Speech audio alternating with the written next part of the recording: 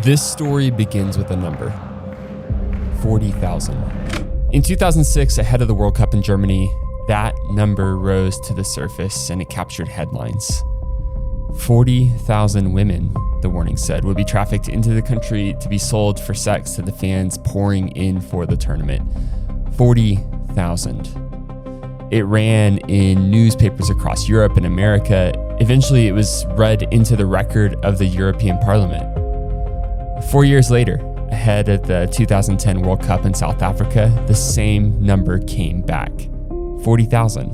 And then, like clockwork, it begins showing up somewhere new and somewhere closer to my own home here in the United States, right around the American Super Bowl. And every January and February, without fail, I see the headlines again.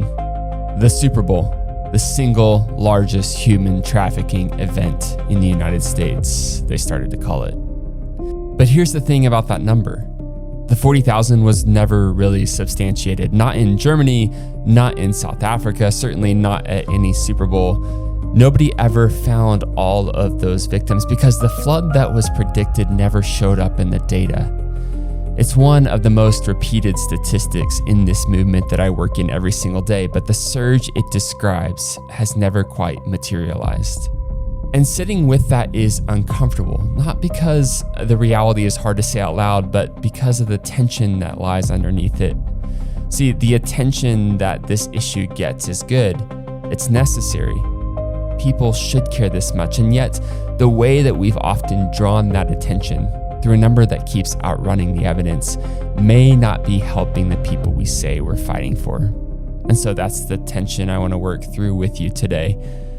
And let me be careful about what I'm saying. I'm not saying that trafficking doesn't happen around these events. It does, and it is discovered, and there is great work by law enforcement and others to help disrupt it.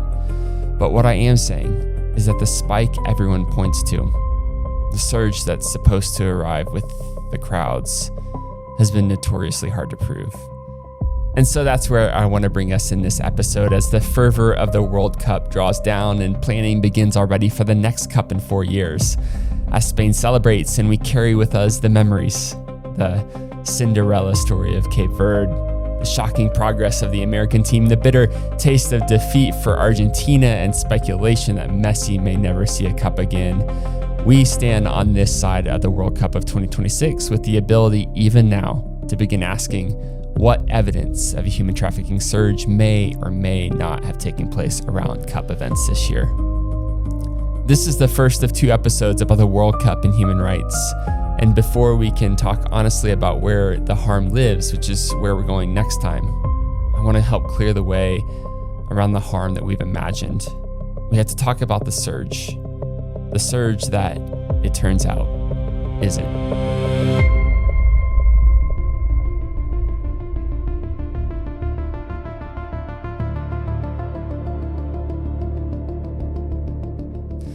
This is Until All Are Free. I'm Preston Goff. On this show, we say that exploitation is protected not by secrecy, but by indifference. But there's a second thing that protects it, and it can be more subtle, and it's the subject of today's episode. Exploitation can also be protected by the wrong story. Sometimes a story so vivid, so emotionally satisfying, and so easy to share that it crowds out the harder truth and can send a lot of our attention and, in fact, our money in the wrong direction. The 40,000, the idea that a tournament conjures a sudden flood of victims, is that kind of story. See, the trafficking is real. The flood is the part that doesn't hold up. And so I want to do 3 things. I want to show you where that number actually came from. I want to follow it as it traveled from World Cup to the Super Bowl in our own cities here in America. And then I want to be honest with you about who gets hurt when we believe it, because the answer is not who you'd think.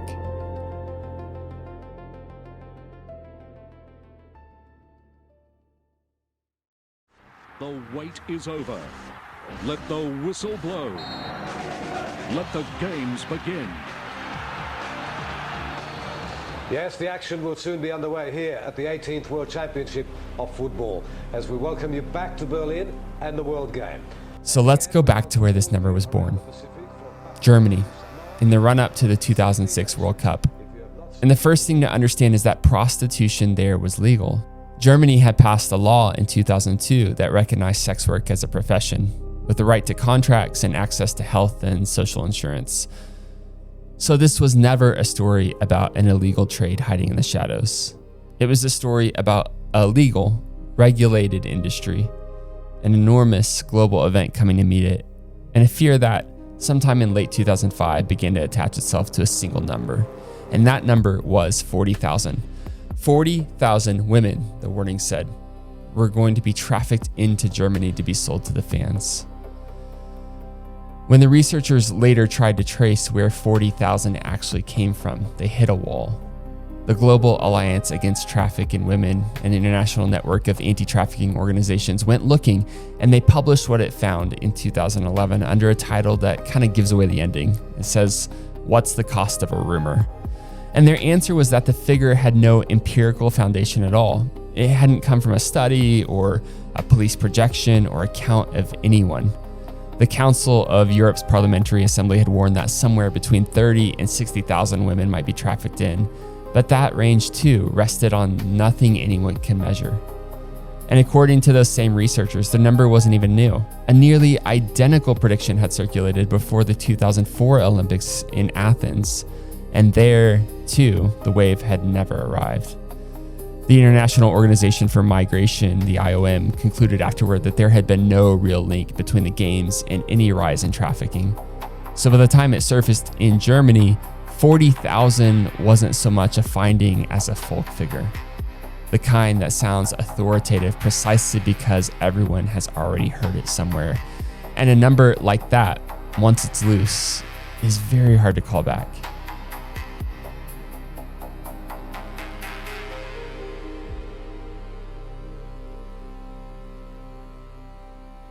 And then something happened that should make us all a little bit uncomfortable.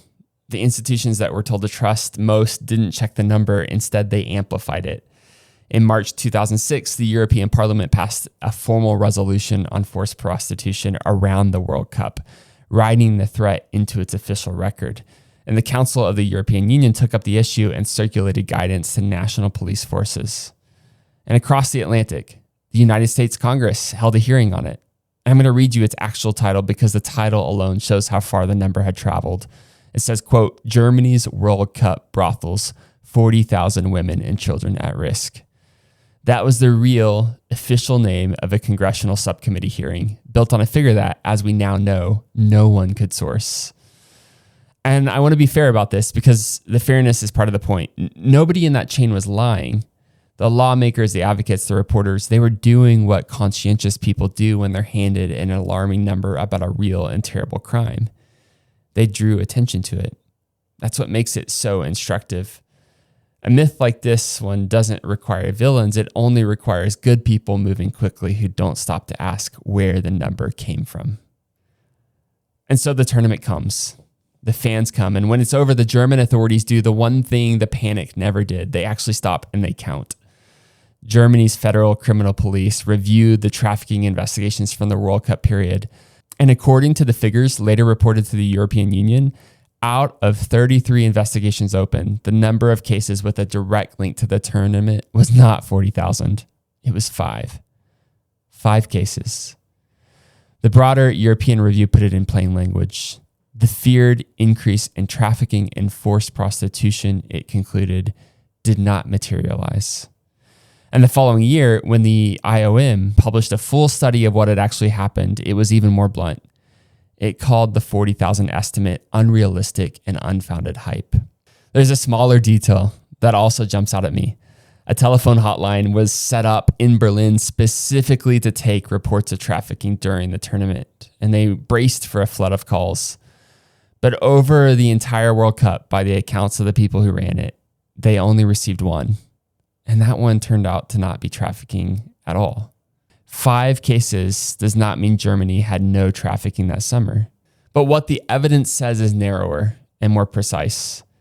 The tournament did not produce the surge that had been promised. There were 40,000 predicted and only 5 cases found.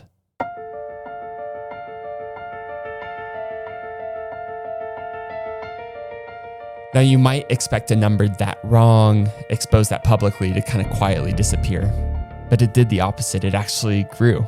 In 2010, the Winter Olympics came to Vancouver, and the warnings traveled with them. There was going to be a coming explosion of trafficking. Advocates and officials cautioned that trafficking would explode, being drawn in by the crowds. And so afterwards, people looked. The Royal Canadian Mounted Police reported that they had found no evidence of any rise in human trafficking tied to the games. And a peer-reviewed survey of more than 200 Vancouver sex workers published the following year found something that cut directly against the prediction. For many of them, business during the games hadn't surged at all. It had fallen. Then that same summer, the World Cup arrived in South Africa, and the story repeated itself almost word for word. The figure that came back was astonishingly the very same one, 40,000. That number that had already, in a sense, collapsed in Germany 4 years earlier was dusted off and pointed at this new country. And once again, when the tournament ended, the government counted. South Africa's Justice Department reported to its parliament on the trafficking cases identified during the World Cup, and the figure it gave was 0.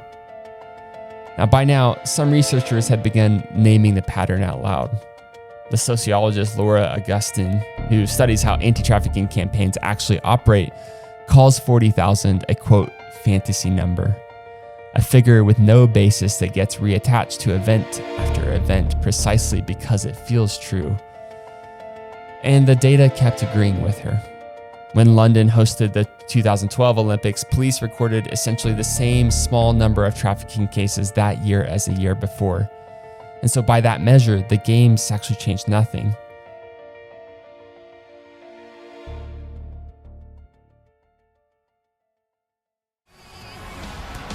And welcome to the Chevy Colorado Kickoff Show. It's a beautiful late afternoon, University of Phoenix Stadium, Glendale, Arizona. The roof is open. Let's talk about where I live, the United States, and the Super Bowl.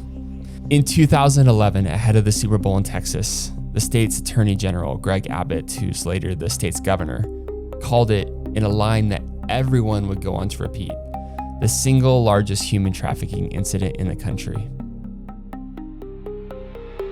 A local foundation, the Dallas Women's Foundation, added a figure to that statement. They said 38,000 underage sex trafficking victims would be supposedly headed for that one football game, a number it reached by guessing the ages of women in online escort ads. And senators picked it up. Cabinet-level voices picked it up. It became something everyone just simply repeated. And every year since, police have mounted huge operations to meet this suspected invasion. So let's do the thing that the panic doesn't necessarily do. Let's look at what those operations have actually found. But before I show you those numbers, I want to say this really clearly. Trafficking does happen around the Super Bowl.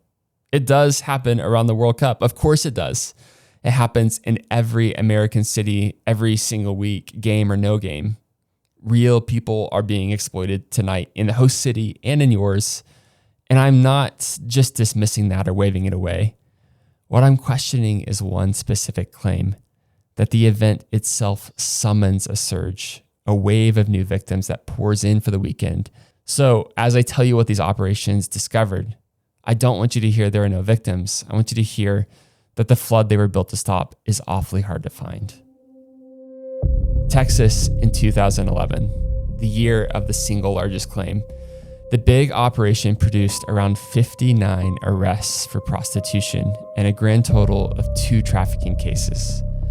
In Indianapolis in 2012, 68 commercial sex arrests, 2 trafficking victims actually identified.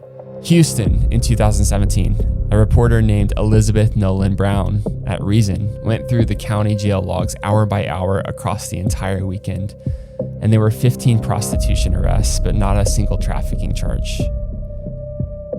In Minneapolis in 2018, the police sergeant running the sting, Grant Snyder, actually said up front that if there was any increase at all, it would be a minor one.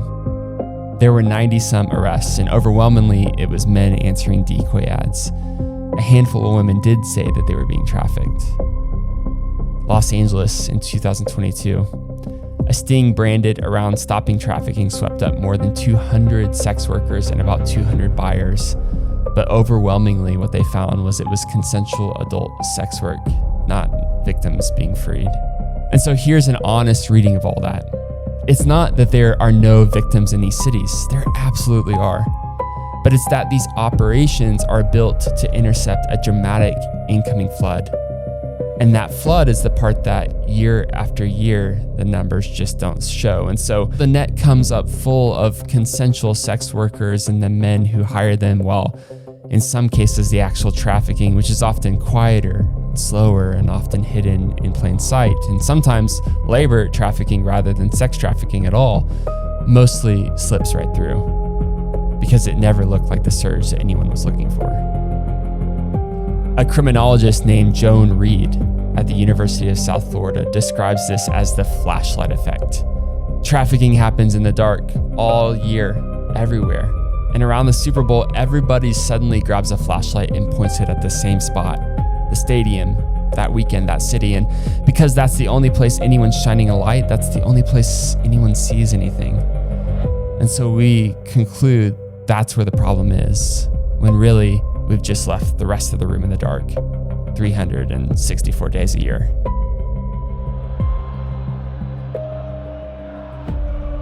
Now, as I record this episode, we're just a few days past the World Cup finale. Spain has won, and now we can do something crucial in the wake of the tournament. We can look for evidence of a trafficking surge with the benefit of recent hindsight. And here is what I found. On July 21st, 2026, Homeland Security in Atlanta stood at a podium with the Georgia Bureau of Investigation and a roster of federal, state, and local partners and announced the results of Operation Red Card, which was a multi-agency undercover operation that began with Atlanta's first World Cup match and ran through the tournament. And the headline number that they had to share was 153 arrests. To talk about Operation Red Carpet, so let's listen together. Some of the most egregious cases that we encountered included a 30-year-old convicted felon who was arrested for child exploitation offenses after engaging in explicit online conversations and traveling to meet with what he believed was a 14-year-old child for sexual encounters. Of the 153 arrests, 129, or about 84%, were for pandering. This is arrests for commercial sex solicitation, so it's arrests of buyers or Johns. 13 arrests were directly for human trafficking. 11 were for child exploitation. And the suspects were a mix of Metro Atlanta residents and people who traveled in from outside the nearby area. And before I say anything else, let me say what needs to be said. This was good work. There were 54 victims recovered during the operation, and 25 of them are now receiving services through Georgia's Victim Advocacy Network. That's 54 human beings that are found and freed from exploitation by officers and agents who do the slow and careful and unglamorous kind of police work that often just doesn't make headlines. I want to celebrate them without a single asterisk because they did exactly what we asked of them and they did it well. Let's look closer at what their results tell us. 84% of the arrests were buyers, not traffickers. And there's a little bit of a wrinkle in the timing. See, Georgia had new trafficking laws that took effect July 1st in the middle of the operation, and it elevated the acts of pimping and pandering to felonies. And officials themselves credited the new statute with the stronger numbers. On July 1st, Georgia enacted significant changes to its sex and human trafficking laws, elevating offenses such as pimping and pandering to felonies.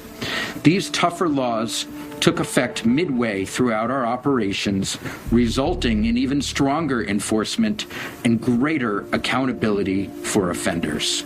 And so think about what that means. The numbers moved when law enforcement got better tools and more resources, not necessarily when the crowds arrived. So arrest totals from a proactive sting measure enforcement intensity. Researchers made exactly this point about the tournament back in June. They pointed out that the victims recovered during an event window sting were almost certainly being exploited before the crowds arrived. and they were discoverable the whole time.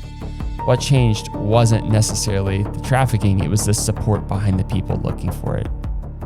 The officers who recovered 54 people this summer will still be working in August and next February, and the February after that. The victims will likely still be there too, but the spotlight won't always be. Those individuals that thought that they were trapped with no way out and no hope finally had somebody come along beside them and not tell them how bad they were or tell them what kind of lifestyle they're involved in, but instead came along beside them and said, "How can I help you?"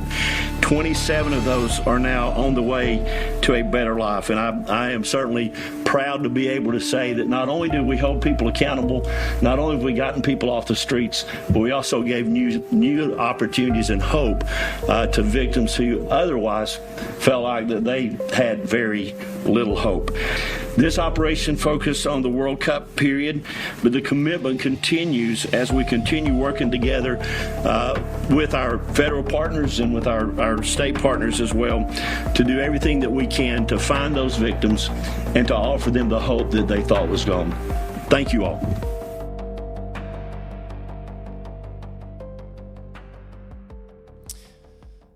So maybe you're thinking, okay, the number's wrong, but the heart is in the right place. So where's the harm in overwarning? And here's what I want to suggest. When our approach to giving attention to trafficking is more like a flashlight turned on and off at key moments, and less like a lantern illuminating the darkness consistently, a few things can happen. And the first is this: the money can sometimes follow the myth. And so grant dollars and task forces and overtime, all of it flows towards this splashy event operation, the one that generates a press conference instead of necessarily the slow year-round work where victims actually live and breathe and are. And so the spectacle, not the crime, can sometimes set the agenda.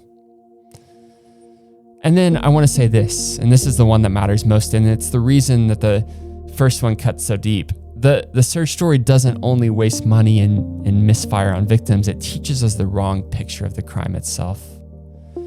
It can tell us that trafficking is always someone grabbed off a sidewalk, kidnapped, and moved across the country for a flood of attention that pours in for the weekend.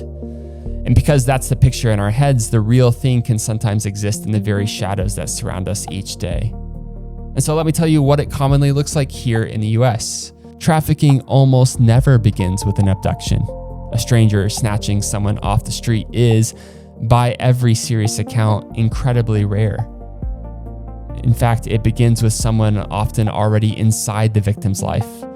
In the sex trafficking cases reported to the National Hotline, the researchers at Polaris found that the most common recruiter wasn't a stranger at all. It was the victim's own family, or a romantic partner, or a parent, or a trusted adult in their life. In so many cases, the person doing the exploiting is the person who is supposed to love. And the control mechanism is rarely a locked door. It's more often emotional manipulation, or a debt that never shrinks, or sometimes a drug that the trafficker keeps supplying, or a bond that's so distorted that the victim will defend the person destroying her or him. And it often begins young. More than half the survivors in one national survey said that they were first exploited as children. See, traffickers target vulnerabilities. It could be a kid aging out of foster care, someone with nowhere to sleep, someone with a history of abuse, or just simply an empty wallet. And if we step back far enough, we see that it isn't even mostly about sex. Worldwide, the largest share of trafficking is actually forced labor. In the International Labor Organization, they count more people forced to work than forced into commercial sex. And the UN's 2024 report found that labor trafficking cases climb faster than any other kind. And so it takes place in fields, in industrial facilities, in kitchens, nail salons, in spa and massage parlors, in private homes and job sites across the US.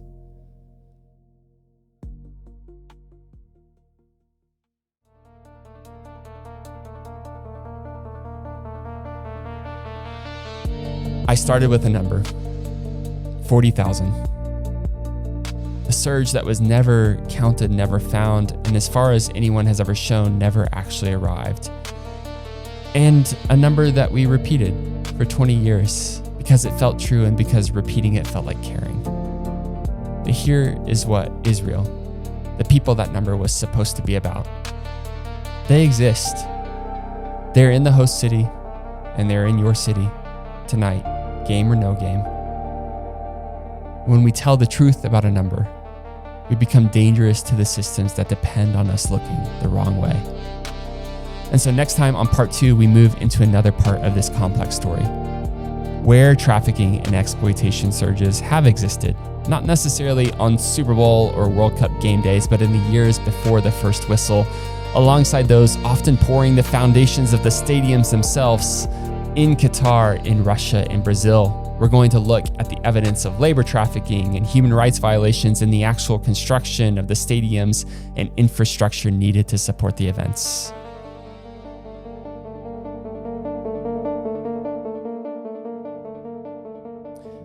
This has been Until All Are Free.